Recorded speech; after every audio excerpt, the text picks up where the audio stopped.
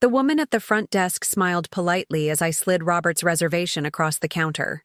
"Name?" she asked. "Michelle Canning. Anniversary trip. My husband booked the honeymoon suite." She typed, then hesitated, her brow furrowed. Yes. Mr. Canning already checked in, with his wife." I blinked. "Excuse me?" Her eyes darted nervously to the couple walking out of the elevator behind me. I turned, and the world caved in. Robert stood there, hand at the small of another woman's back. My best friend, Sabrina. She was wearing my silk robe. The robe I'd packed for this trip. The robe he must have stolen from my closet. Gasps rippled through the lobby. Guests turned, whispering. Robert froze when he saw me, but Sabrina didn't flinch. She smirked, lifted her chin, and leaned into him like she had just won a prize. I stepped forward, voice shaking but sharp enough to cut glass. "Robert, explain," he stammered, caught between shame and arrogance. "Michelle, this isn't—" Sabrina answered instead. "You weren't supposed to get here yet?" she said smoothly, adjusting the robe as if flaunting it. "We thought we'd have the suite to ourselves first." Gasps. A man in a Hawaiian shirt muttered, "Damn." I felt my pulse slam in my ears. "The honeymoon suite? On our anniversary?" Robert reached out, pathetic. "Listen, please, just let me—" The slap landed before he could finish.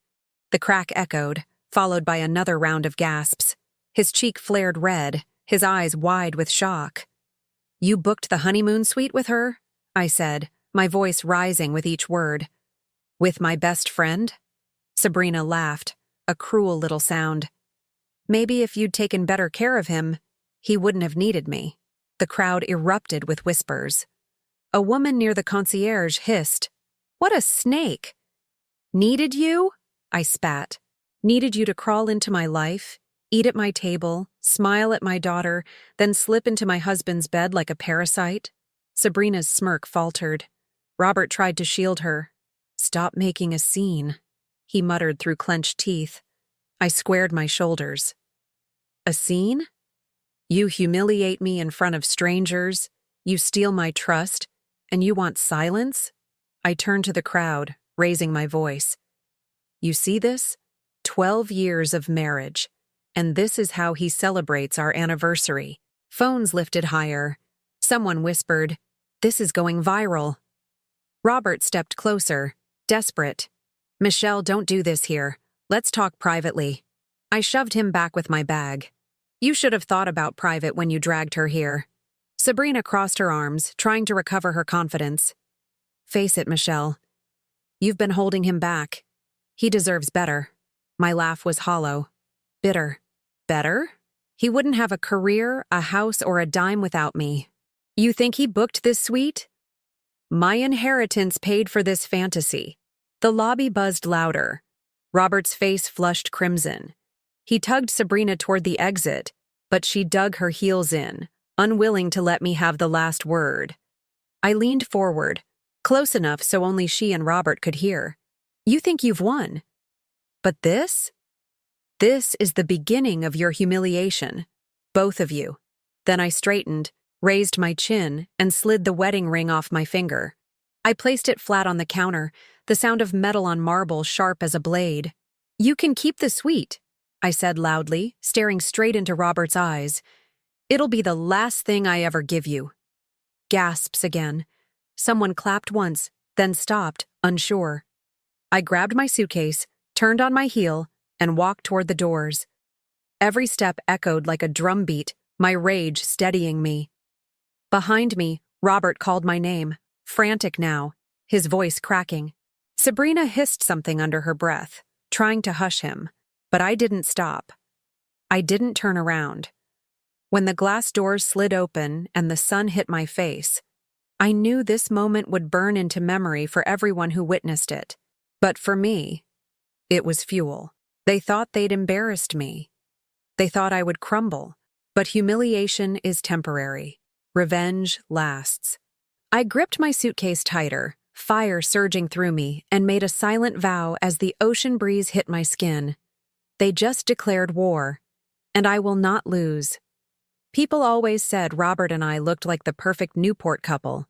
He had the tailored suits, the polished smile, the charm that made him magnetic in business rooms and backyard barbecues.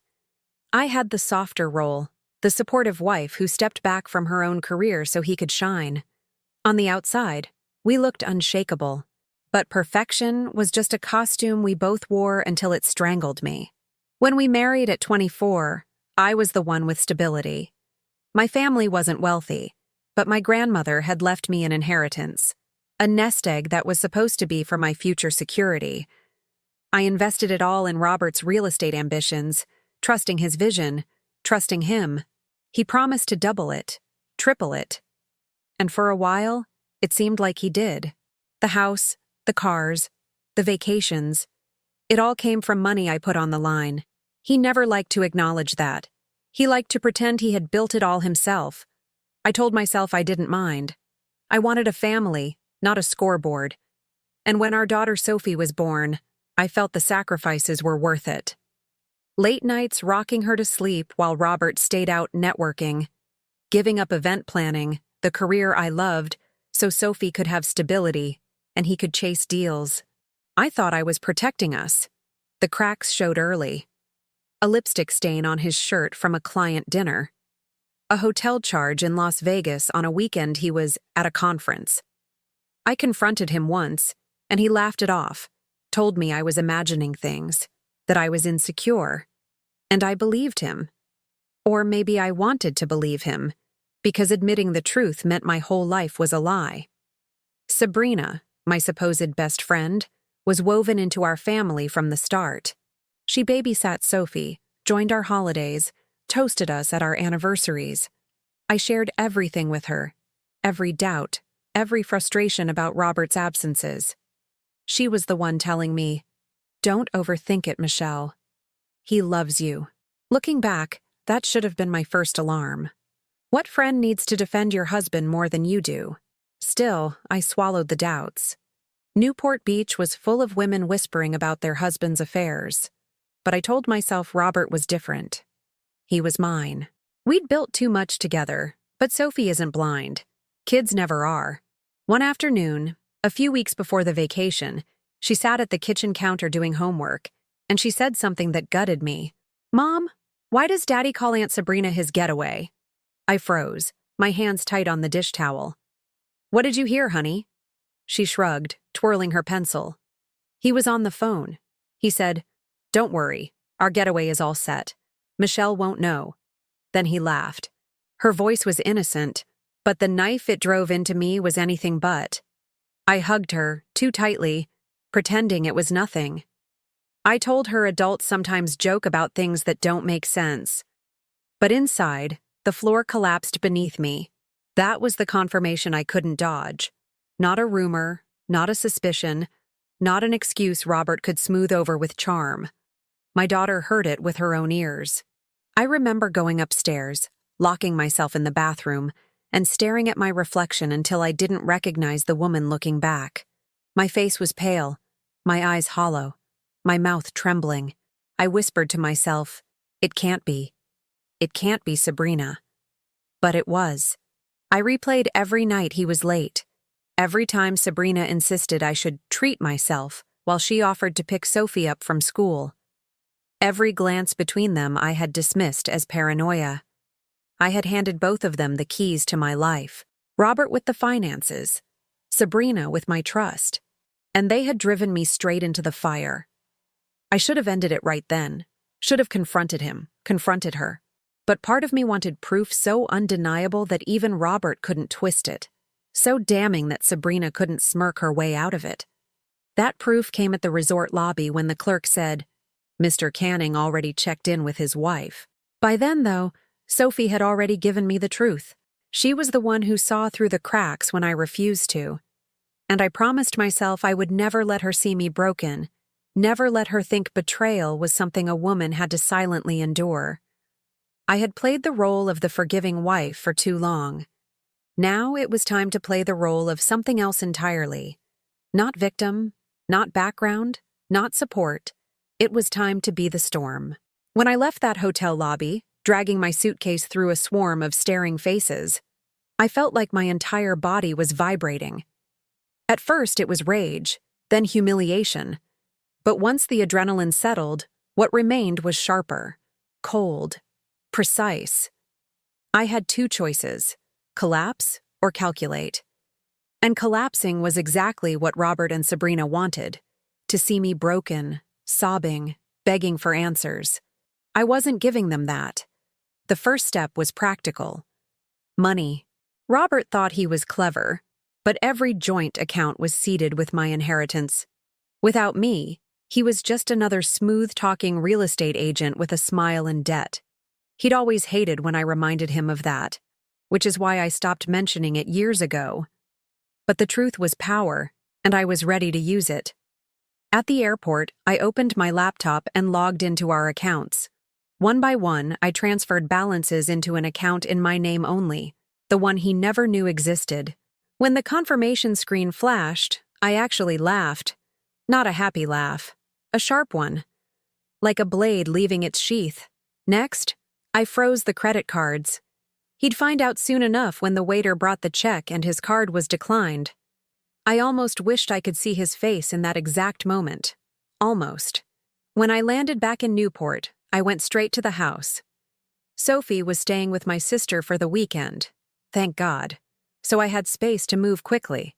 I pulled out garbage bags, not for trash but for everything of Robert's I could stuff inside. Suits, golf clubs, those ridiculous leather loafers he thought made him look European. I wanted the house scrubbed of his presence before he even realized I was back. By the time the first 3 closets were gutted, my phone buzzed. Robert. I ignored it. A minute later, Sabrina's name lit up the screen. I ignored that too. Instead, I called someone else. A lawyer. A woman named Helena who'd been recommended to me years ago by a friend who went through a nasty divorce. I'd saved her number, just in case, though I never believed I'd use it. She picked up on the second ring. Helena Ortiz. "It's Michelle Canning," I said, my voice steady even though my hand trembled. "I need to file for divorce, immediately, and I need it to be ruthless." Her silence lasted a beat. Then she said, "Come in tomorrow morning. We'll make it happen." That was the moment I felt the shift. No longer the betrayed wife, no longer the woman begging for scraps of honesty. I was in control. I was setting the board, and Robert didn't even know the game had changed. I poured myself a glass of wine and opened my laptop again, this time to Zillow. Our house wasn't just where we lived, it was where we hosted barbecues, birthdays, anniversaries. It was Robert's favorite stage, his proof of success. And I would take it from him, too. I contacted a realtor I trusted and arranged a meeting. By the time Robert realized what was happening, the listing would already be live. Hours slipped by.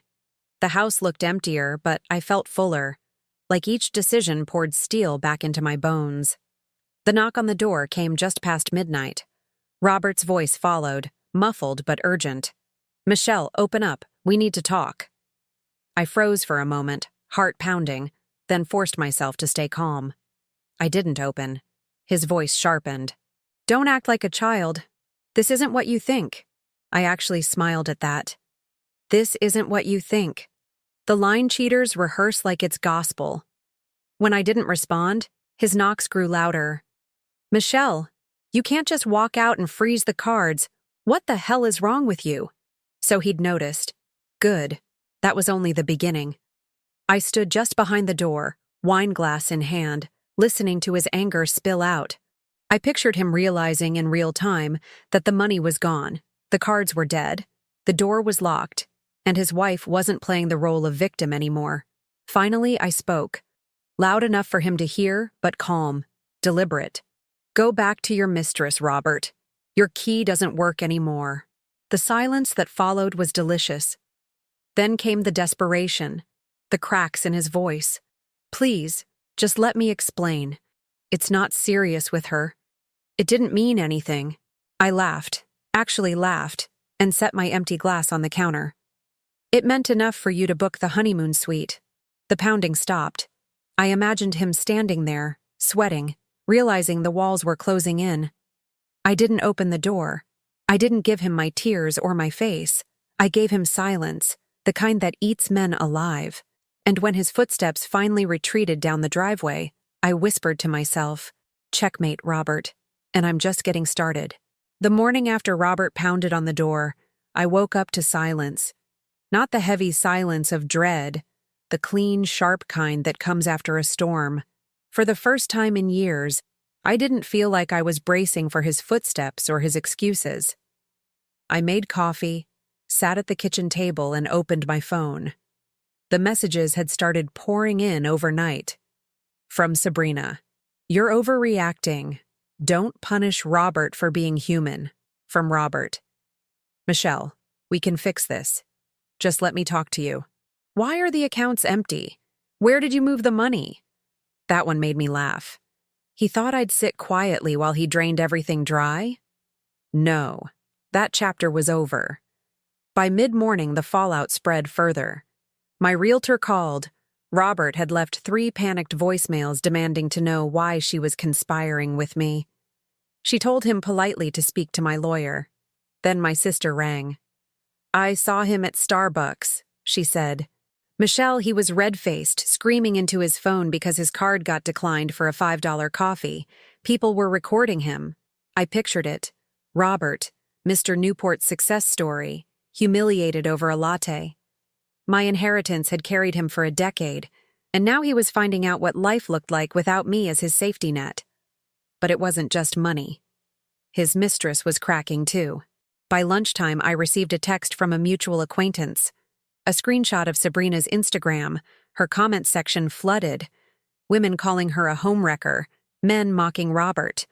Someone had even posted the hotel confrontation clip, grainy but clear enough, with the caption, "Imagine booking the honeymoon suite for your mistress.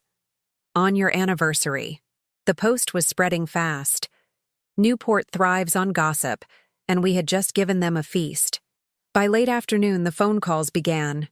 Not from Robert, but from his allies. His business partner, Jason, left me a message. "Michelle, I don't know what's going on, but Robert's behavior is affecting the firm. He showed up this morning yelling about sabotage and clients overheard. If he doesn't get control of himself, he's done here." Then Robert's own mother called me. Not to defend him, but to apologize. "I don't know what my son was thinking. You've given him everything. Please don't punish Sophie for his sins." That one stung. I loved Sophie too much to ever use her as leverage, but it told me everything about how far Robert had already fallen. When your mother sides with your wife instead of you, the ground under your feet isn't just cracking. It's gone. By evening, Sabrina's mask began to slip. I got a text from her fiancé, well, ex-fiancé now, who had just found out about the affair. His words were brutal. "You two deserve each other. Don't ever contact me again." I imagined Sabrina reading that message, realizing the shiny new life she thought she was building with Robert wasn't so shiny anymore. And still, I stayed silent.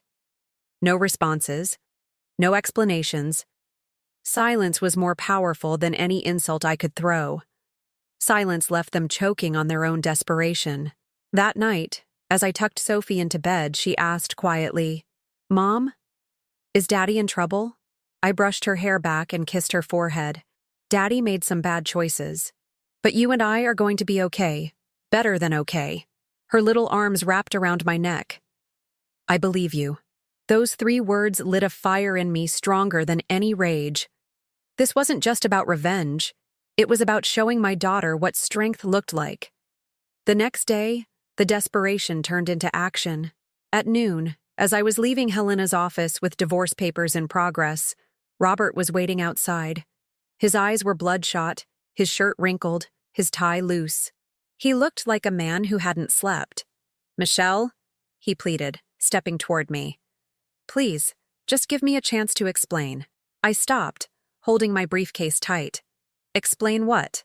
The honeymoon suite? The robe? Or the fact that our daughter heard you planning it?" His mouth opened, then closed. For once, Robert had no script. He reached for me, but I stepped back. "Don't," I said firmly. "You lost that right." Everything is falling apart, he said, voice breaking. The money, the firm, Sabrina. She's not who I thought she was. But you, Michelle, we can fix this. We've built a life together. I stared at him, the man who once promised forever, now begging like a child who'd dropped his toy. And all I felt was clarity. You built a lie, I told him. And now you're living in it. I walked past him, the divorce papers clutched in my hand, my heels clicking against the pavement like punctuation marks. He didn't follow. For the first time in years, Robert was behind me, not in front. And that's exactly where he would stay. Robert had been trying for weeks, texts, calls, even showing up outside Sophie's school once, which earned him a restraining warning from Helena. But I knew it was only a matter of time before he tried something bigger, something desperate. It came one Friday night at Cielo Mare, the kind of oceanfront restaurant where every table is a performance stage and half the patrons know each other. I was there with my sister and two close friends, celebrating the signing of a new client for my event planning comeback. I wore a navy dress that hugged my body in all the right places, my hair down, makeup flawless. I wanted to be seen. Halfway through dinner, I felt the shift in the room before I saw him. Heads turned toward the entrance.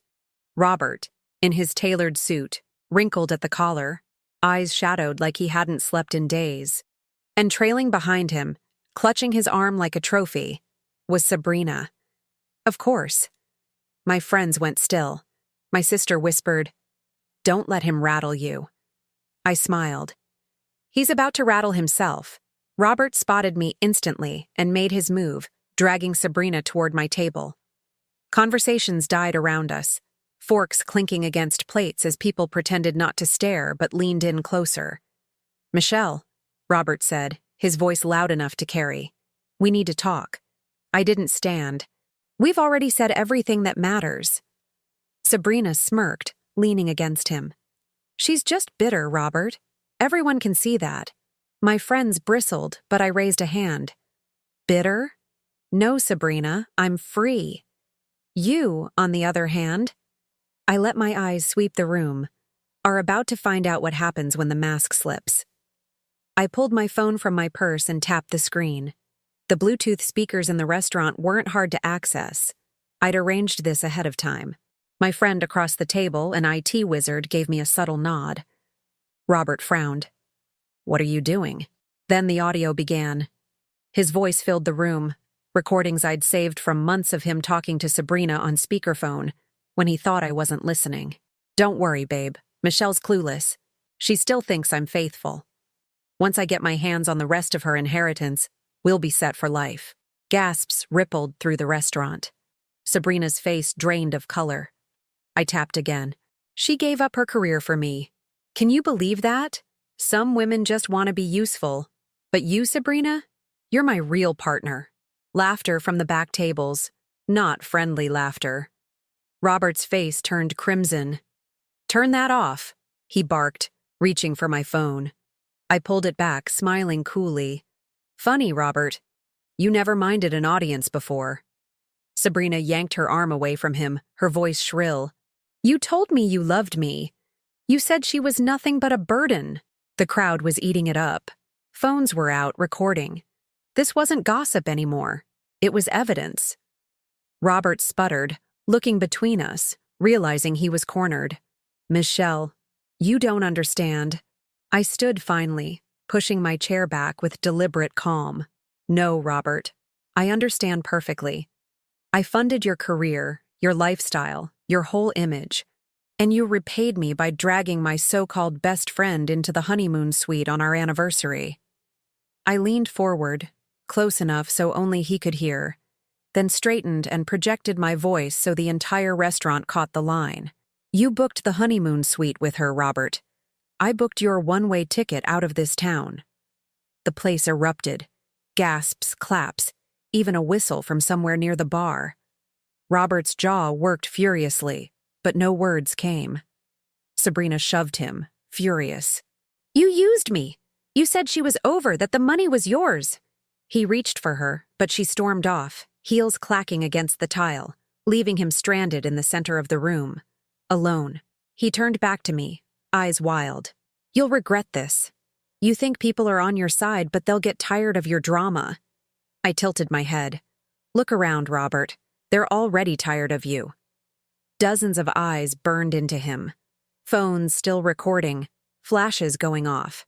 He stood there, trembling, humiliated, the mask of Newport's golden boy shattered.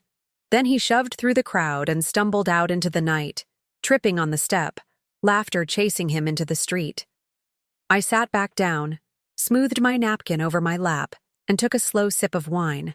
My sister's hand squeezed mine under the table. "Michelle," she whispered, her eyes gleaming. "That line is going to be everywhere by tomorrow morning." She was right. By sunrise, the clip was already viral. Newport didn't just know about Robert's betrayal, they knew about his downfall. And I had delivered it with a smile. I should have expected it. Men like Robert don't vanish quietly. They scramble, clawing for scraps of dignity. The restaurant humiliation had gone viral overnight. Clips of him sputtering while I delivered my line had been reposted across every Newport gossip account, captioned with hashtags like Yuri Honeymoon Suite Scandal and Yuri the One-Way Ticket Robert. By the following week, Robert tried to fight back. He booked himself on a local morning show, Newport Today, the kind of program that usually covered yacht parades and charity luncheons. But this time, their lead guest was my soon-to-be ex-husband, in a pressed suit, with dark circles under his eyes and a forced smile. I didn't watch it live. My phone buzzed with links before I'd even finished breakfast. The first clip showed Robert leaning toward the host, voice heavy with practiced sincerity. "I made mistakes," he said, shaking his head. "But Michelle, she's exaggerating. She's been vindictive ever since I told her I was moving on. The truth is, our marriage was already over. She's weaponizing my personal life for attention." Weaponizing. That was the word he chose. He painted me as bitter, unstable, told the host I had serious control issues, even suggested I'd fabricated the audio clips from the restaurant confrontation. Sabrina wasn't with him on camera, but he dropped her name, calling her a supportive friend who's been unfairly targeted. I almost laughed.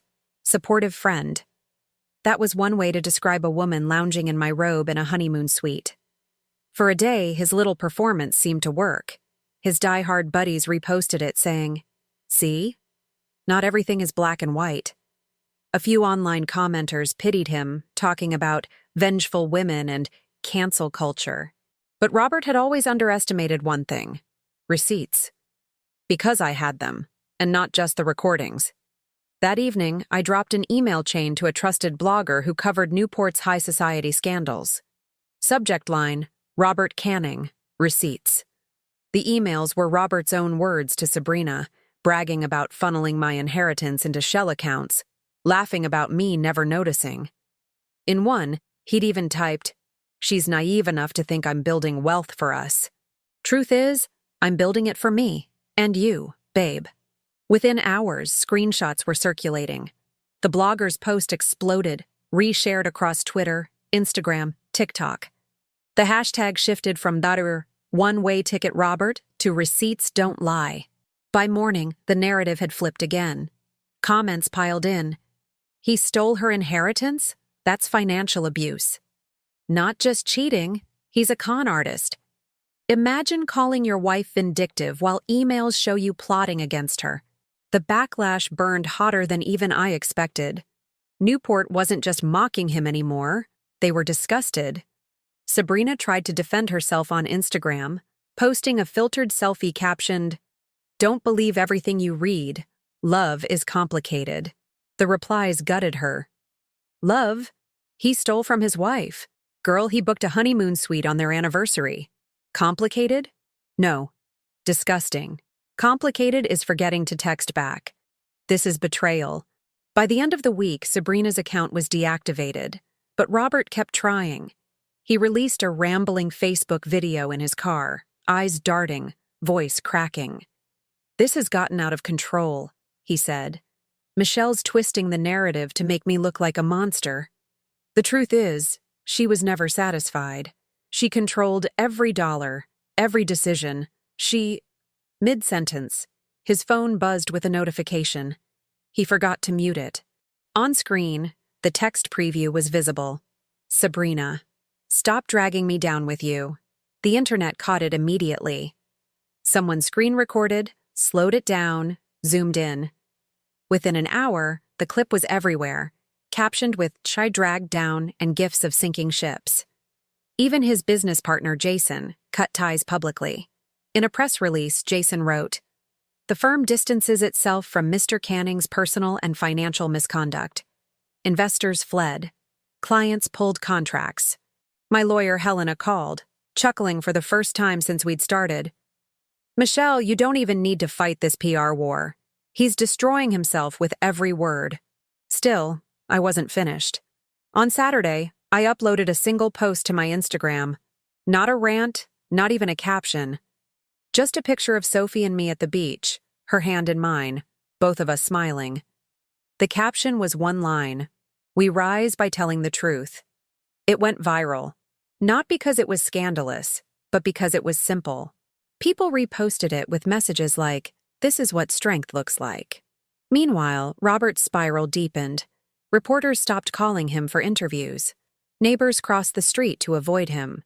And the cruelest cut of all, his own father, the man who once bragged about Robert's business genius, issued a statement at a charity gala.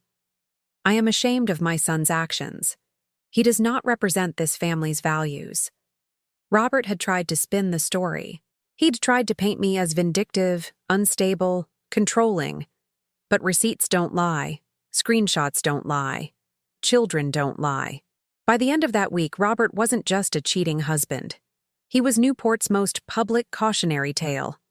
And for the first time since the lobby of that resort, I felt like I could breathe without fire in my chest. Because Robert wasn't just exposed. He was finished. The morning of the first court hearing, I slipped into a navy blazer and simple pearl earrings. No theatrics, no flash, just calm authority. Robert, on the other hand, arrived with his tie crooked, his lawyer sweating beside him, and dark circles carved into his face. He looked smaller somehow, shrunken. Not the man who once commanded rooms with a smirk and a handshake. Helena, my attorney, didn't waste time. She filed a motion for full financial disclosure, and the receipts poured in. Every shell account Robert thought he'd hidden. Every dinner charged to my inheritance. Every business trip that doubled as a tryst with Sabrina. It wasn't just adultery. It was fraud. The judge wasn't amused. "Mr. Canning," she said, her voice sharp, "your financial behavior borders on criminal. Be thankful this is a divorce proceeding and not an indictment." Robert clenched his jaw, eyes darting to me like he could will me into silence. But I wasn't silent anymore. I sat tall, hands folded, while Helena dismantled him piece by piece. The house? Mine. I'd bought it with inheritance money that could be traced directly back to my accounts. The judge agreed. The cars? Gone to auction, proceeds deposited into a trust for Sophie. Custody?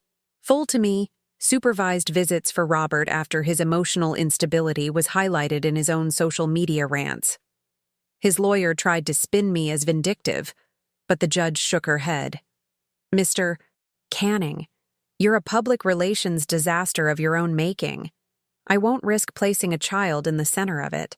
When the gavel fell that afternoon, I had everything I came for. The house, custody, control of finances. Robert had nothing but his suit and the mounting debt he'd thought he could outrun. But the courtroom was just the beginning. Word spread fast in Newport circles. His father, usually stone-faced and proud, didn't bother hiding his fury. At a family gathering, one I didn't attend but heard plenty about, he stood up and announced, "My son is no longer welcome in this house. He has disgraced the Canning name, and he will receive no financial support moving forward." Robert's younger brother, who had always lived in his shadow, pulled his arm away when Robert tried to corner him afterward. "You're toxic," he said loud enough for the relatives to hear. "You nearly ruined this family's reputation. Don't call me again." Robert was radioactive now. The brother who once idolized him walked away. The father who bankrolled him cut the cord. And the so-called mistress who'd gloated in my silk robe was unraveling too. Sabrina's collapse came swift. Her fiancé had left her months earlier, and with Robert broke and unstable, she tried crawling back to her old life. But Newport is small. Word travels. Former friends avoided her at coffee shops, and whispers followed her at the gym. She posted once more on social media, some vague, tearful video about love being misunderstood, but the comments shredded her. By the next morning, her account was gone. Meanwhile, Robert's descent into isolation accelerated. His business partner formally dissolved their firm. Clients sued for negligence, citing his inability to manage contracts after the scandal. His phone number leaked, and prank calls flooded him. Even his landlord served him notice when he couldn't cover rent on the downtown condo he'd tried to cling to. I watched from a distance, not with pity, but with clarity. This was the man who had mocked me behind my back, siphoned my inheritance, and humiliated me publicly. Now, he was a pariah, stripped of the wealth, family, and allies he once flaunted. The final blow came quietly, like justice often does. A notice arrived in my mailbox. The court had approved wage garnishment from whatever scraps of freelance consulting Robert could still secure.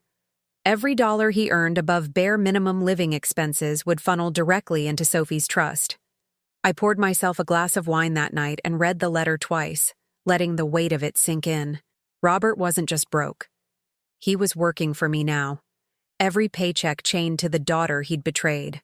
When I tucked Sophie in, she asked me again, "Is Daddy going to be okay?" I brushed her hair back. "Daddy's choices have consequences, but you and I? We're more than okay." That weekend, I drove past his old haunts, places he once strutted like he owned them. The country club revoked his membership. His favorite bar had banned him after an outburst when his card declined. And outside a dingy extended-stay motel, I spotted him once, shoulders slumped, phone pressed to his ear as if he still had someone left to call. He didn't. Robert was homeless by Newport standards, stripped of his tailored suits and staged smiles.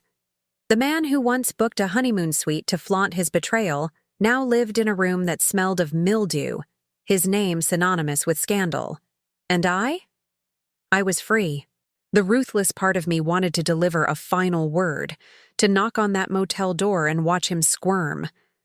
But the stronger part of me knew silence was louder. His punishment wasn't what I said. It was what I didn't have to say. Robert had destroyed himself. I had simply moved the pieces into place and let gravity do the rest. And when I closed the blinds that night, tucking Sophie in again with the ocean breeze drifting through our windows, I whispered the truth I'd come to believe with every bone in my body. He hadn't just lost me. He had lost everything. I didn't plan to see Robert again. After the court rulings, after the asset seizures, after his own family disowned him, there was nothing left to say. But men like Robert don't know how to vanish with dignity. They linger, circling like shadows that don't understand the light has already burned them out. It was a late Saturday afternoon when he showed up at my door. I saw him through the glass, hair unwashed, shirt wrinkled, eyes hollow. He looked like he hadn't slept in weeks. For a moment, I barely recognized him. I opened the door halfway, blocking the frame with my body. "What do you want?" He tried to smile, but his lips quivered. 5 minutes. "That's all I'm asking, Michelle. 5 minutes to explain myself." I let the silence hang until he shifted uncomfortably. Finally, I stepped outside, pulling the door shut behind me. Sophie didn't need to hear any of this. We stood on the porch, the ocean breeze rustling the trees. Robert shoved his hands into his pockets, eyes darting everywhere but mine. "I messed up," he started, his voice cracking. "I know that. I know I hurt you. I hurt Sophie. I destroyed everything good in my life. But Michelle, I didn't mean for it to go this far." I folded my arms. "You didn't mean to empty my inheritance? You didn't mean to parade Sabrina in front of me? You didn't mean to lie, over and over, until there was nothing left of the truth?" His head dropped. "I was stupid. I thought I was invincible. I don't know, I thought you'd always be there to catch me. But look at me now. I did look at him. And what I saw wasn't the polished man I once married. It was a hollow shell, stripped of arrogance, stripped of charm. His tie was gone, his shoes scuffed, his shoulders slumped. He looked like a man begging the world to remember him. "I've lost everything," he whispered. "My business, my family, my reputation. I don't even have Sabrina anymore. She left me the second things got hard. And now," he trailed off, voice breaking. "Now I have no one. Except you. Please, Michelle. I need you." The irony was almost laughable. After years of being dismissed, silenced, gaslit, here he was, begging for the very stability he had torched. "You don't need me," I said coldly. "You need accountability. And that's something I won't give you by staying." His eyes filled, tears clinging to the edges. "Don't say that. Don't throw me away like this. We can rebuild. I'll change. I'll do whatever you want. Just, please." He reached out, but I stepped back. The movement made his face crumple like a child denied. "You had years to change," I told him. "Years of opportunities to be honest, to be faithful, to be a man Sophie could look up to. You wasted them all. You built your entire life on betrayal. And now you're standing in the rubble, asking me to rebuild the house you burned down." The porch was quiet except for the waves crashing in the distance. He sank onto the step, burying his face in his hands. For the first time, I didn't feel anger. I didn't feel pity either. What I felt was clarity. "Michelle," he said hoarsely, lifting his head. "I don't want to die alone." I crouched down just enough so he'd have to look at me. "Then you shouldn't have lived like a man who deserved it." He flinched, the words hitting harder than the slap in the hotel lobby ever had. I stood, smoothing my blazer, my voice steady as glass. "You always thought you were the architect of our life, Robert, but you were really just the architect of your own destruction." He blinked, stunned, as though he finally heard the truth carved out in stone. I turned, opened the door, and stepped back inside, closing it firmly behind me. Through the glass, I saw him sitting there for a long time, staring at the ground. Eventually, he got up and walked down the driveway, shoulders hunched, swallowed by the fading light. That was the last time I ever saw him. 2 years can change everything. Sophie is taller now, her laughter brighter, her confidence blooming in ways I used to dream for her. Last week, she won her school's debate competition. She stood at the podium, steady as stone, arguing about justice and fairness with a fire in her eyes that reminded me of myself, of the woman I finally let surface when everything fell apart. As for me, I rebuilt. Piece by piece, brick by brick, I took back the life I had sacrificed. My event planning business is thriving again. Clients line up months in advance, drawn by the story of the woman who turned betrayal into reinvention. I don't advertise that part, but people whisper it. And whispers, I've learned, can be powerful currency. Our house feels different now. Lighter. The air no longer heavy with secrets or lies. I painted Sophie's room in her favorite shade of teal, and in the living room hangs a framed photograph of the two of us at the beach, wind in our hair, freedom in our smiles. This is what home feels like: safety, truth, and love without conditions. Every so often, I still hear murmurs about Robert. Newport is small, and his name still drifts through conversations like a ghost. He bounces from odd job to odd job, couch surfing when motels become too expensive. His father keeps the door closed. His brother doesn't return his calls. Even Sabrina vanished, marrying someone else far away. Her name only mentioned now with a roll of the eyes. But Robert? He's no longer a player in my story. He's background noise, static fading into silence. And that's exactly what he deserves. One evening, Sophie asked me, "Mom, do you ever think about what happened?" I paused, then smiled gently. "I think about how strong it made us, how it showed us we don't need anyone who betrays us. And how freedom is better than any fairy tale we thought we had. She nodded, satisfied, and went back to her homework. Children don't need long explanations. They just need truth, steady and simple. Sometimes, late at night, I stand on the balcony and let the ocean breeze wash over me. I remember the woman who walked out of that hotel lobby, heart shattered, pride bleeding. She didn't know yet that her pain was a doorway. That humiliation was only the spark that would set fire to a stronger life. Now, I do. Robert thought betrayal would break me. Instead, it rebuilt me. And as the waves crash against the shore below, I whisper the words that close this chapter forever. Betrayal didn't imprison me. It freed me. Thank you so much for watching this story. If it resonated with you, or if you've ever faced betrayal and found your own strength on the other side, I'd love to hear your thoughts in the comments below. Your experiences matter, and sharing them can inspire someone else who's going through the same pain.